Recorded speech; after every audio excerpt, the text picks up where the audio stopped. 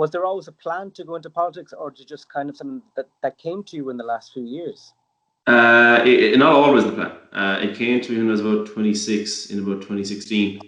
I suppose I helped out with a couple of local campaigns in 2014, and then went down to the Count in 2016 and met a guy called Eamon Gilligan, who pulled me aside and told me that we needed young people in our particular political party, and tried to talk me into getting involved. So I thought about it for a long time. Then I joined our local branch in Loughrea, got involved there, became the youth officer, started doing a few bits and pieces, and realised I really liked it. And realised that there were literally no young people in politics in Galway. So decided I'd try and shake things up a little bit. So, yeah. Is it a bit daunting being, I suppose, one of the only people that is under the age of 50? Well, no, there's a few now in fairness. Like, there are quite a few across the county. It's just in our particular area in Loughrea and in the surrounding areas around Galway East, you wouldn't have many young people involved.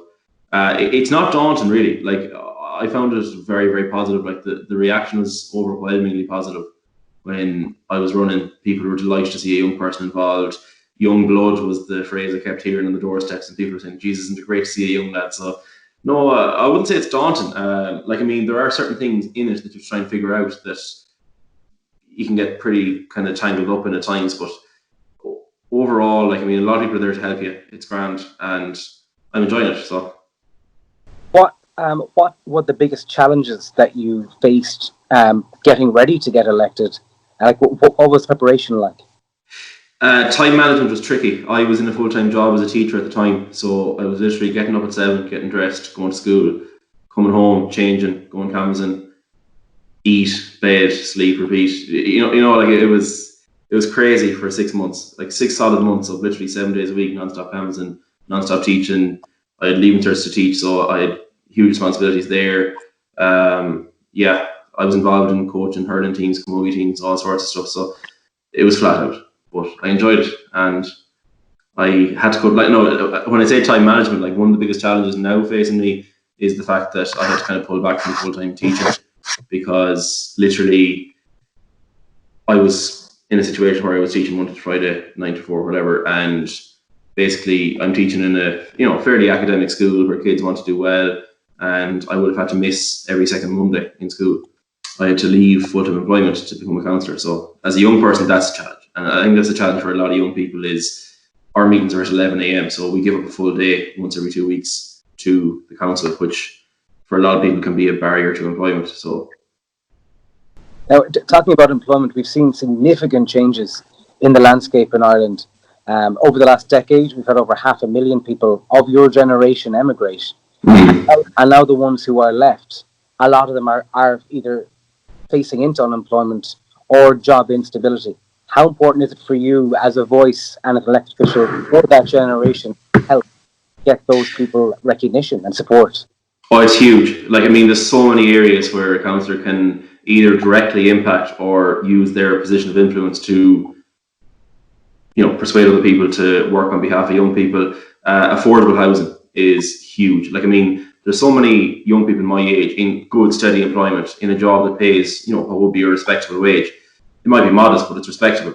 So you take teachers, nurses, guards, doctors, in some cases, soldiers who have to apply for family income supplements to just feed their kids. Those people can't afford to buy their own house because you have to save a deposit, all the rest, and they're barely scraping by with rent and bills and everything. So that has been my primary focus, and will be for the full term in the council, is to make living in especially rural areas like Loughrea and a viable way of life for young people, because at the moment all the jobs are in cities, all the development is in cities, and we don't see a whole lot of rural Ireland development.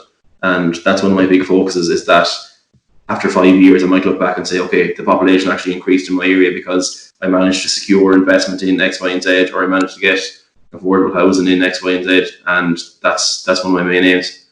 Everyone lives in their own bubble. I live in the bubble of Loughrea. I'm fighting for housing, I'm fighting for roads, I'm fighting for, rural development.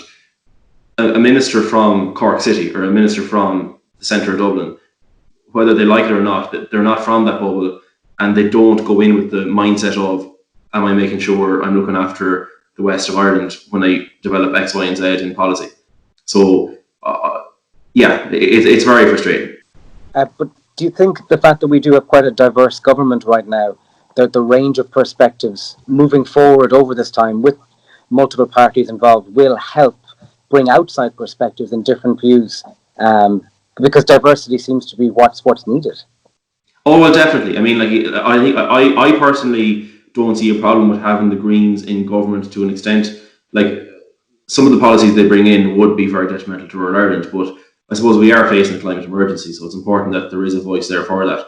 Not that Fianna Fail and Fine Gael were totally neglected or anything, but the Greens, it's their almost sole focus. It's their primary focus anyway.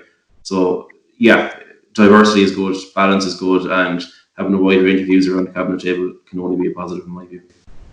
And then moving forward for you over the next 12 to 18 months, we're coming out of a global pandemic. We're seeing rising numbers of unemployment, both in rural areas and across Ireland. What do you think needs to be done at a local level to get things really going? I think subsidies for businesses is a huge thing. We've put a moratorium on rates for businesses for the next, I think it's up next April, to allow them time to get on their feet again once they reopen. Like, I mean, every rural pub in Ireland has been pretty much closed because very few of them have a restaurant.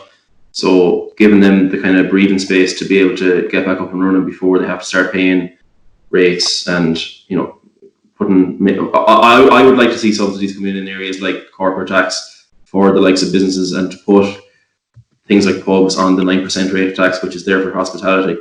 I think that would be beneficial, especially in rural areas where the pub is one of the main employers. And moving forward, for the diaspora, for those of the folks who are watching this, who are in America, who are in the UK, who are not able to come home for whatever reason, what message would you have for those people? Just that there are young people in politics now, and they are fighting for you. They are the voice for young people. They're trying to bring in policies that make it more viable for young people to live in rural Ireland and to live in Ireland in general.